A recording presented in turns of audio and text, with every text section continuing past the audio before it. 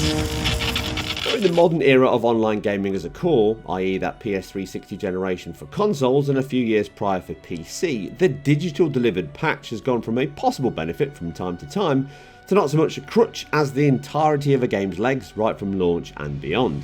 We have seen a vast collection of titles that launch with severe visual, performance and even game-breaking bugs of late.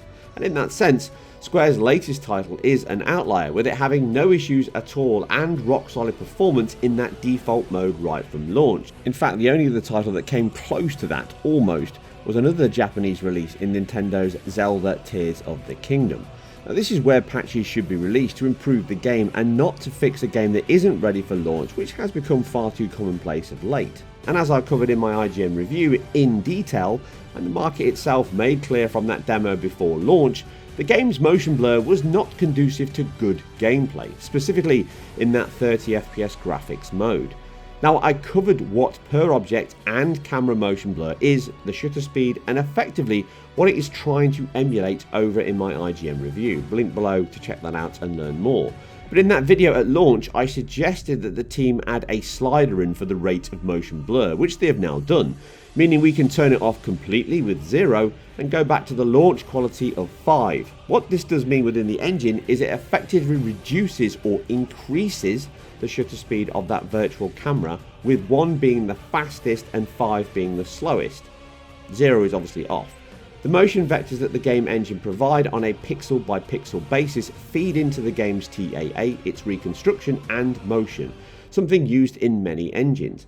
By increasing the slider to 5, the velocity of motion is amplified due to the slower shutter speed, and decreasing this slider speeds up that shutter speed. This has the effect of reducing the blending added to the image from the previous pixel's position to the new one, which is what you see here in stills as motion blur. The main issue in Final Fantasy XVI was that the game added a duplicate vertical or horizontal image of objects under motion, almost like an offset jitter based on the camera's motion as it started to move. Now, this was far too strong in the 30 FPS mode, better in that 60 FPS one, but still not 100% correct. This was affected most by the inconsistent frame rate in that frame rate mode, which could be great at 60 FPS but close to the graphics mode when it dropped into the 30s, which it could do often at certain points. Now, comparing the previous release to now, 5 is identical, and actually taking that graphics mode, we can see that going from 5 to 3 to 2 is almost perfect in my opinion, adding the perfect amount of noise to the image and motion blur that convinces you of a faster, smoother motion at 30 FPS rate, with the 5 level just being too disruptive to the image quality overall. You can see the improvement on the camera specifically as objects blend into each other and jitter around, which is made worse by the very low resolution masking around the image for the motion blur in the background, which can cause heavy artifacts and low pixel rates, which you can see in stills here, but even in motion you pick that up as it creates more noise across the screen.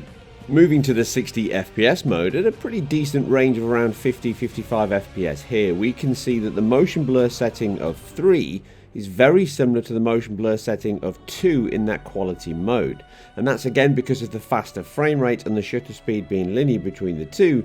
They are almost matched, which means my recommended settings for both modes are slightly different based on that option. Effectively, due to that linear level of motion blur and shutter speed between the two frame rates, it means you have to compensate for the fact that one is slightly faster than the other. Therefore, in the quality mode, I recommend that everyone sets it to 2. That's the best balance between motion blur and smooth movement on that 30 FPS rate and not impacting the image quality too high. And on the 60 FPS frame rate mode, I recommend setting it to 3. You can fluctuate somewhere between 4 and 2, but for me, the ones on screen is my preferred option to get the best bang for buck of not losing motion blur completely, because it does add a benefit to motion in the title and certainly helps those real-time cinematics which look exceptional throughout, but it means you don't get all of that lost image and ghosting and blurring that can happen at 5, the default mode that it used to be, as you can see here from the stills and the camera motion, which can severely impact the image to a level that just ruins all that beauty within. Now, although the game can have some inconsistencies throughout with some very high highs and some lows at certain points, generally the title is an absolute stunner, largely due to the art style, the lighting and exceptional materials in the game.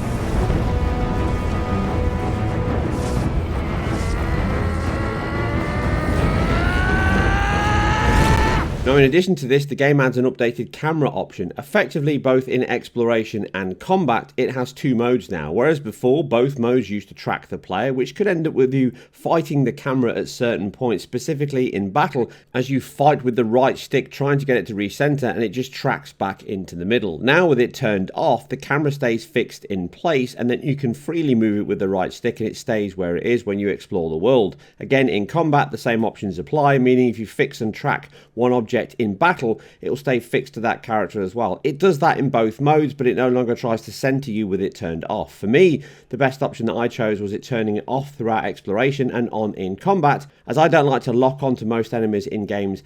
It does help sometimes in this title with the bigger icon battles, but overall I preferred having that option to be able to have the camera automatically lock on the enemies, but freely move it around in that exploration sections. And that is the best option here, giving players the choice to pick which mode suits them best.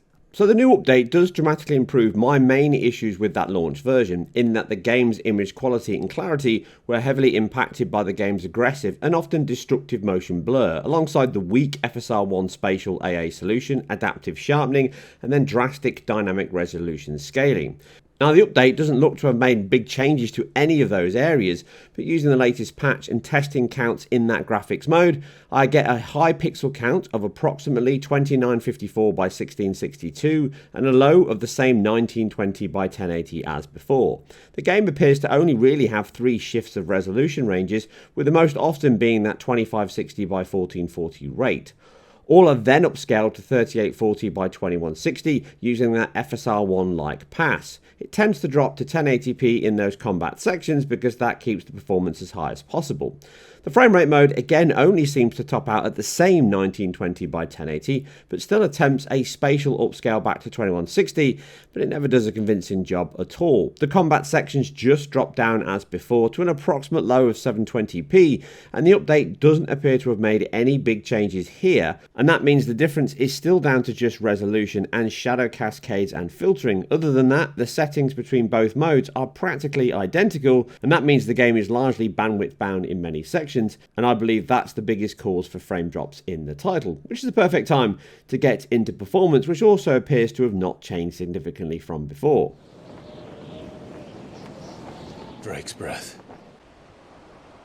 So starting with the default mode, it was 30 FPS before the patch. It's still pretty much 30 FPS here. No matter what happens in those real-time cinematics, some of the smaller video section ones, and even in the heavy combat, it never appears to struggle with holding on to that 33 millisecond frame time and therefore a 30 FPS readout. That's not to say you can't get the occasional dip here and there. Again, as you see in these combats, when you go into super overpowered Super Saiyan mode, you can then swamp the screen with alpha effects, which are all very high resolution, high quality, particle effects, pyrotechnics, geometry. All of that can cause momentary skips into the 50 millisecond range. This can cause it to dip a few frames here and there at certain heavy combat sections, but really it can be very hard to spot without a frame time graph, and even then I'm trying hard to make it drop in these heavy combat sections. 9 times out of 10 it holds 30 FPS perfectly, and it never drops outside of combat, and even those massive Godzilla-like kaiju battles with icons, that still holds a perfectly locked 30 FPS frame rate. In fact, try as I might, I could not find a point that really gave me any performance hiccups at all. Like I say, it can drop a few frames here and there, and maybe there's some edge cases that somebody out there has played and seen, and I've finished the title, so I haven't found them if they do exist. But fundamentally, this patch improves image quality and has no degradation on performance, making it even better choice than it was before, which is still the best mode to play with no frame pacing, rock solid performance, and it feels and plays much better than the frame rate mode, which is up next.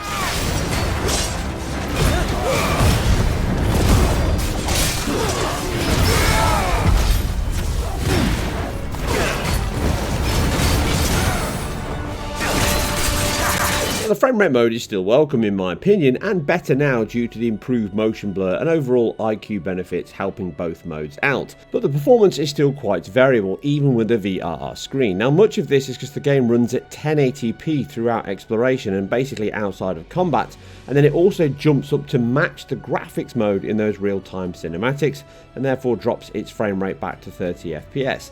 The image clarity is noticed, and the improved lighting, effects, AO, etc. all help in these areas. And as noted though, the two modes are not that far apart, and due to the dense overdraw the game has with foliage, grass, geometry, and most certainly those high quality textures, materials and FX, this all impacts the system's bandwidth most likely. And this is also compounded by the fact that some of these real-time cinematics bump up the resolution to 1080p and even higher at certain points with an unlocked frame rate.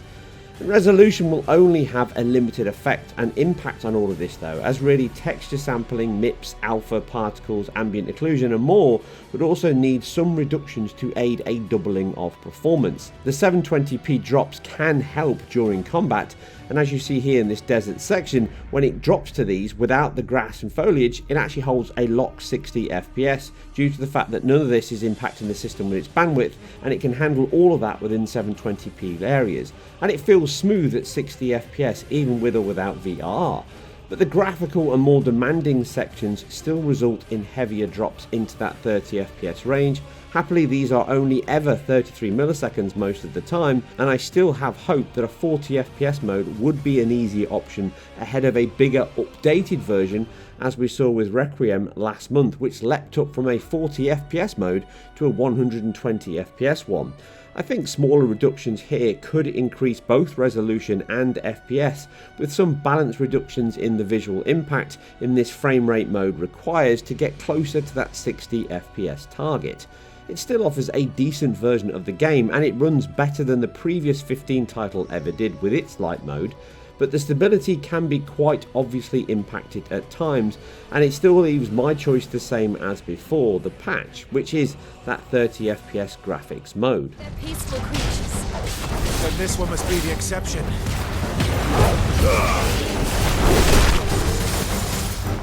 Final Fantasy XVI was not in dire need of a patch, but the fact they have listened to the feedback and added an option for players is excellent, and in my opinion the only reason patches should be used in anger most of the time, and that is to add modes, boost features and levels is fine. But the reliance on buy now, fix later has grown to a large enough level that I think it is negatively impacting day one sales. Final Fantasy XVI is not such a title, and with it being such a superb action-orientated JRPG with more than a hint of influence from The Witcher 3 throughout its huge playtime. The story is nothing groundbreaking, but it is convincing, engaging, and above all character-driven, which is something I always prefer, with more than just a slant towards medieval times, Arthurian legend, Excalibur, and the Round Table adventure many of us read as kids. The visuals are breathtaking at times, with a level of pre-rendered quality now in excess of only a few years ago's pre-renders in many areas.